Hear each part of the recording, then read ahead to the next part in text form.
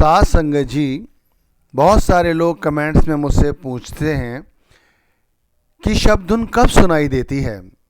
तो मैं कहना चाहता हूं कि दोनों आँखों के नीचे का भाग जब सुन्न हो जाता है, यानी कि जब समाधि लग जाती है, तब हमें ये शब्द धुन स्पष्ट तौर पर सुनाई देती है।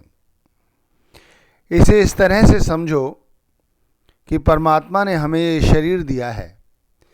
इस शरीर के अंदर परमात्मा ने एक हिस्से में आत्मा रखी है और उसी हिस्से में वो परमात्मा भी बैठा हुआ है। कहते हैं इसी शरीर के अंदर परमात्मा ने 9 द्वार भी दिए हुए हैं। ये सभी के सभी 9 द्वार प्रकट हैं। 2 आँखों के, 2 कान के, 2 नाक के, 1 मुंह का और 2 नीचे मलमूत्र के द्वार। ये सभी को जो संत मत पे थोड़ी सी भी रुचि रखते हैं वो इस बात को जानते होंगे। आप फिर से समझने की कोशिश करें जो मैं समझा रहा हूँ कि परमात्मा ने ये हमें शरीर दिया है। इसी शरीर की एक गुफा के अंदर परमात्मा ने हमें आत्मा दी है और उसी आत्मा के साथ वो परमात्मा भी बैठा हुआ है। और इसी शरीर के अंदर 9 द्वार हैं जो प्रकट हैं। इन्हीं 9 द्वारों के ज़रिए हम दुनियादारी के काम धंधे करते हैं और इन्हीं में सारी ज़िंदगी फंसे रहते हैं। लेकिन इससे ऊपर एक और द्वार है जिसे 10वां द्वार कहा गया है। वो 10वां द्वार आँखों के ऊपर है। कहते हैं जब हमारा ख्याल 9 द्वारों से ऊपर यानी 10वें द्वार से ऊपर होता है, तब हमें ये शब्द धुन सुनाई देती है। लेकिन उससे पहले जो आँखों के नीचे के 9 द्वार हैं, यानी एक जो शरीर है हमारा, वो शून्य की अवस्था में यानी कि समाधि की अवस्था में पहुंचना ज़रूरी है उसका। क्योंकि जब तक वो समाधि की अवस्था में नहीं पहुंचेगा, हमारा 10वां द्वार जो है वो कभी भी खुलेगा नहीं। क्योंकि वो 10वां द्वार गुप्त है। जैसे ये 9 द्वार हैं, ये सभी के सभी खुले हैं। इन्हीं आँखों से हम दुनिया को देखते हैं और फिर इन्हीं को हम अपने दिमाग में सोचते हैं। इसी मुंह से बोलते हैं और नए नए संबंध स्थापित करते हैं। मलमूत्र, कान, नाक, आँख, ये सभी द्वार खुले हुए हैं। 10वां द्वार बंद है। 10वां द्वार खुलने के लिए हमारे को ऊपर की अवस्था यानी ऊपर की चढ़ाई चढ़नी ज़रूरी है, जो कि केवल वक़्त के पूरे सद्गुरु द्वारा ही हम ये चढ़ाई चढ़ सकते हैं। क्योंकि वक़्त के पूरे सद्गुरु को इस रहस्य का ज्ञान है। वो इस दरवाजे को कैसे खुलता है वो ये जानते हैं। कहते हैं सद्गुरु ये जानकारी हमें देते हैं और इस जानकारी को वक़्त का कोई पूरा शिष्य ही जानकर ये दरवाज़ा खोल पाता है। पहले ये जान लीजिए कि वक़्त का पूरा सद्गुरु कौन है। वक़्त का पूरा सद्गुरु वो है जो केवल परमात्मा की नाम की भजन बंदगी करता है और परमात्मा जिन जीवात्माओं को यहाँ से मुक्त कराना चाहता है वो उन्हें नाम की दात बख्शता है। और पूरा शिष्य वो है जो गुरु की बताई गई बातों को अमल में लाता है। ये नहीं कि नाम ले लिया उसके बाद भी धन दौलत की चाह है, दुनियादारी की चाह है, तो वो अभी पूरा शिष्य नहीं है, वो अधूरा है। नाम मिलने के बाद भी वो अधूरा ही है। पूरा शिष्य तो वो है जो कड़ी मेहनत मशक्कत करता है भजन बंदगी के लिए, गुरु के कॉल को पूरा करने के लिए। वो सब कुछ जान की बाजी तक लगा देता है, लेकिन इस काम को पूरी शिद्दत के साथ करता है, इसलिए वो पूरा शिष्य हो जाता है। तो वो पूरा शिष्य इन्हीं 9 द्वारों से ऊपर उठकर जब भजन बंदगी करता है, बड़ा सरल है, इसे समझना कोई कठिन नहीं है। तुम भी वो शिष्य हो सकते हो। ऐसा है, पूरे गुरु ने नाम तो दे दिया लेकिन पूरे शिष्य नहीं बन पाए। क्यों नहीं बन पाए? क्योंकि वो कड़ी मेहनत और वो पक्का इरादा, जो सच्ची सोच, वो हमने नहीं की, इसलिए हम पूरे शिष्य नहीं बन पाए। सत्संग सुन लेते हैं तो सोचते हैं अब काम पूरा हो गया। सुबह थोड़ी देर की बैठक कर ली सिमरन की, ध्यान दुनिया में फैला रहा, सोच रहे हैं अब काम पूरा हो गया। नहीं भाई, पूरा शिष्य पूरी ईमानदारी के साथ पूरा काम निपटाता है। तो वो क्या करता है? वो अपने आप को सद्गुरु ने जैसे समझाया है उसी अनुसार नाम की कमाई करता है। सबसे पहले वो नाम की कमाई करता है। नाम की कमाई का मतलब है इस नाम को जपता है, और इस नाम को जपने में सबसे बड़ी बाधा होता है हमारा मन। तो सबसे पहले इसी मन को वो जीतने की कोशिश करता है, समझाने का प्रयत्न करता है और समझा लेता है। जब व्यक्ति का पूर्ण इरादा बन जाता है किसी काम को करने का, तो वो कर लेता है। जब पूरा इरादा बन चुका है पूरे शिष्य का, तो इस चंचल मन को वो समझा लेता है। और भाई सहायता करते हैं वक़्त के पूरे सद्गुरु। और शुरुआत कैसे होती है? शुरुआत होती है केवल इस नाम के सुमिरन द्वारा। ये नाम का सुमिरन सबसे पहले 10वें द्वार की चढ़ाई में सबसे बड़ा सहायक सिद्ध होता है, क्योंकि ये शुरुआत ही किया जाता है दोनों आँखों के बीच से, यानी कि दोनों आँखों के ऊपर। शुरुआत पूरा शिष्य दोनों आँखों के मध्य में अपने गुरु के जो स्वरूप है इसी के साथ अपनी लिव के तारों को जोड़ता है और सुमिरन करना शुरू कर देता है। यहाँ से वो 10वें द्वार की चढ़ाई की तैयारी करता है। केवल तैयारी, ध्यान रखिए, केवल तैयारी। यहाँ पर ये सिमरन इस तरह से करता है और इतनी शिद्दत के साथ, इतनी ईमानदारी के साथ करता है कि इसका ध्यान यहाँ पर ठहरने लगता है। अभी क्या है, जो हमारे अंदर 9 द्वार हैं जो कि प्रकट हैं, इन्हीं द्वारों में से हमारा ख्याल निकल जाता है। लेकिन जब पूर्ण रूप से व्यक्ति मेहनत करता है तो इसी 10वें द्वार पर, इन्हीं आँखों के मध्य में आज्ञा चक्र पर ख्याल टिकता है। और जब ख्याल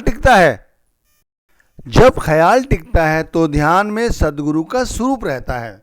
यहाँ से सबसे पहले ध्यान का आरंभ होता है और फिर धीरे धीरे व्यक्ति भजन की ओर बढ़ता है। और जब भजन में बैठता है, भजन की बैठक को बढ़ाता है, भजन में शब्द धुन सुनने की कोशिश करता है, तो ध्यान रखिए सबसे पहले, जैसे कहा गया है ना कि आँखों के नीचे का भाग, दोनों आँखों के नीचे का भाग जब सुन्न हो जाता है तब शब्द धुन सुनाई देता है। जब भजन में बैठता है पूरी शिद्दत के साथ, क्योंकि ध्यान तो अब टिकना सीख चुका है। अभी हम सुमिरन करने के बाद भजन करने बैठते हैं तब भी हमारा ध्यान कहाँ टिकता है।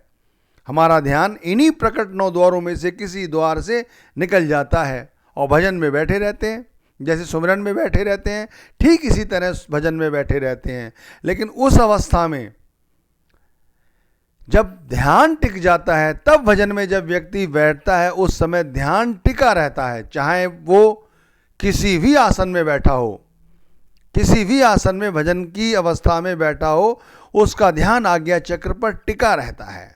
और जैसे जैसे अभ्यास बढ़ता है तो सबसे पहले शब्द धुन सुनने से पहले क्या होता है, शब्द का गुंजार हमारे होने से पहले हमारे को सबसे पहले हमारा 2 आँखों के नीचे का जो हिस्सा है वो सुन्न हो जाता है। ये समझ लीजिए, वो सुन्न हो जाता है, एक समाधि की अवस्था में पहुंच जाता है। इसे समाधि समझिए, सुन्न कहें चाहे समाधि कहें, बात एक ही है। और यहाँ पर जब बैठे हुए व्यक्ति सुन्न की अवस्था में, समाधि की अवस्था में पहुँचता है, तब ये 10वां द्वार खुलता है। शुरुआत इसकी शब्द धुन से ही होती है। शब्द के धीरे धीरे शब्द धुन के साथ शब्द का प्रकाश भी आने लगता है। सबसे पहले शब्द धुन प्रकट होती है। शब्द धुन जब प्रकट होती है तो आँखों के नीचे का भाग सुन्न हो जाता है और जो शब्द धुन जहाँ से आ रही है वो समझिए 10वां द्वार अब खुलने लगा है। और जैसे जैसे अभ्यास बनता चला जाता है वैसे वैसे शिष्य को इस शून्य की अवस्था में, क्योंकि नीचे का जो हिस्सा है वो तो शून्य हो चुका है, लेकिन वहाँ पर उसे वो भंडार, वो नक्षत्र या वो रिद्धियाँ सिद्धियाँ वो सब कुछ दिखाई देती हैं जिनके लिए व्यक्ति 10वें द्वार से आगे बढ़ने की कोशिश करता है। लेकिन जो पूरा शिष्य है वो रिद्धियों सिद्धियों के चक्कर में नहीं पड़ता, वो शब्द धुन सुनने के बाद भी शब्द धुन तक नहीं रुकता, वो और आगे चलने की कोशिश करता है। वो आंखों के नीचे के भाग जो सुन्न हो चुका है उसकी परवाह भी नहीं करता। वैसे बहुत सारे लोग डर जाते हैं, जब जैसे ही भजन में थोड़ा सा ख्याल जुड़ा वो डर जाते हैं, फिर उठ बैठते तक नहीं, कहते नहीं भाई मैं नहीं बैठूंगा, पता नहीं अगले क्षण क्या होगा। क्योंकि उस अवस्था में हमारा जो शरीर है, शून्य की अवस्था में, समाधि की अवस्था में हमारा शरीर, अगर हम एक फूल समझिए कितना हल्का होता है, फूल के बराबर भी हमारे शरीर का वजन उस समय नहीं होता, इतने हल्के होते हैं, क्योंकि हमारी आत्मा पर उस समय कोई बोझ नहीं होता। ये सबसे बड़ा सुखद अनुभव है जीवात्मा के लिए, जो इसी शरीर के अंदर बैठी है, इस देही के अंदर, इस गुफा में आत्मा बैठी हुई है, परमात्मा ने यहाँ बिठाया हुआ है। वैसे ये आत्मा कभी भी इतना सुखी अपने आप को महसूस नहीं करती जितना कि उस समय 10वें द्वार से ऊपर अपने आप को ये सुख महसूस करती होगी या करती है। तो ये समझने की कोशिश करें ये क्या समझाया है इस विषय में। गुरु अमरदास महाराज जी ने कहा भी है, 9 दरवाजे 9 दर फीके। भाई 9 दरवाजे और 9 दर फीके, सारे के सारे फीके हैं। भाई 2 आँखों के, 2 कान के, 2 नाक के, 1 मुंह का और 2 नीचे मलमूत्र के, ये सारे के सारे द्वार जो हैं वो फीके हैं। फीके क्यों हैं? क्योंकि भाई इनसे सिर्फ दुनियादारी और माया और कुछ नहीं, इसमें कोई रस नहीं है, कोई आनंद नहीं है। ये गुरु अमरदास महाराज जी ने उस समय इस वाणी के माध्यम से हमें समझाया। समझनी चाहिए कि कितनी स्पष्ट तौर पे कहा है कि 9 दरवाजे 9 दर फीके, सारे के सारे फीके हैं और हम इन्हीं के चक्कर में लगे हुए हैं, सुबह से लेके शाम तक, शाम से लेके रात्रि तक, फिर रात्रि से सुबह तक हम इन्हीं मलमूत्रों के द्वार में ही फंसे हुए हैं। इससे ऊपर हम कुछ नहीं है करते। विष्टा के कीड़े विष्टा कमावे, और क्या कर सकते हैं इससे ज़्यादा, और क्या कहा जाए। संत महात्मा जब कहने पे आते हैं तो वो कोई लिहाज नहीं करते। इसी तरह समझा रहे हैं कि 9 दरवाजे 9 दर फीके, 9 के 9 फीके हैं। आप महसूस करके देख लो। शरीर से मोहब्बत करते हो, बच्चों से, पत्नी से, पति से, भाई बहन से, भाई ये शरीर के रिश्ते हैं, यहीं रह जाएंगे। ये सारे 9 दरवाजे 9 दर फीके, जितने चाहे धन दौलत इकट्ठी कर लो, जितने रिश्ते बना लो, ये सब के सब यहीं रह जाएंगे। कुछ नहीं है इसमें, कोई रस नहीं है, कोई हमारे काम का नहीं है। असली क्या है? असली है रस अमृत 10वें चूजे।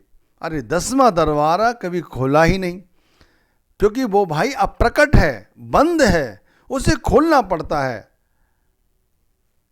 रस अमृत 10वें चूजे, जब ये दरवाजा प्रकट होता है, हमारे अंतर में ही है, जब ये प्रकट होता है, खुलता है। और जानते हो ये 9 के 9 दरवाजे बाहर की ओर खुलते हैं और ये 10वां द्वार अंतर की ओर खुलता है। जब ये खुलता है तो कहते हैं अमृत बरस रहा है, रस अमृत। भाई और इससे ज़्यादा क्या समझाएं संत महात्मा, आप समझ के देखो। इस पूरी सत्संग में एक बात अच्छी तरह समझने की ज़रूरत है कि हमें एक समाधि की अवस्था में पहुंचना है, जहां पर हमारा जो शरीर है वो आँखों के नीचे का भाग शून्य हो जाए, तो समझ लो हमारा जो भजन है वो ठीक है। और ऐसी अवस्था में हम पहुंचते हैं तो समझ लो जो हम सिमरन कर रहे हैं वो ठीक है, वरना सिमरन भी ठीक नहीं है और भजन तो ठीक है ही नहीं। सुमिरन को पहले तवज्जो दो, पूरी ईमानदारी के साथ सुमिरन करने बैठो। जो शेष समय रचा है उस पर बैठो, जो निकल गया है वो छोड़ो। समझने की कोशिश नहीं करते। हम एक बात समझ लेते हैं कि सत्संग सुन लिया, काम बन गया। अरे सत्संग में कुछ ना कुछ ऐसा जरूर समझाया जाता है जो हमारे मतलब का है। हमारे मतलब का यही है सुमिरन, यही है भजन, जिससे हमारा सब कुछ बनेगा।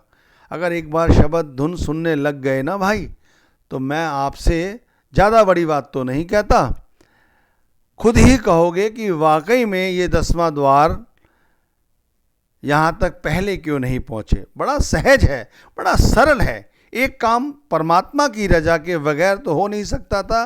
परमात्मा की दया मेहर से सदगुरु ने हमें नाम दे दिया है। अब हमारी बारी है कि हम आगे बढ़ें और इस काम को पूरी शिद्दत के साथ करें। रोज सुबह उठें, भजन में बैठें, कोशिश करें कि भाई एक ऐसी समाधि लगे कि बस सुन्न हो जाए, शरीर हल्का हो जाए, फूल से भी हल्का। समझो फूल से हल्का होने का मतलब है कि अंतर में हमारे अब कोई संकल्प, कोई विकल्प, जो 9 द्वार हैं इनमें हम कहीं नहीं भटक रहे हैं। अब केवल हम 10वें द्वार पर बैठे हुए हैं।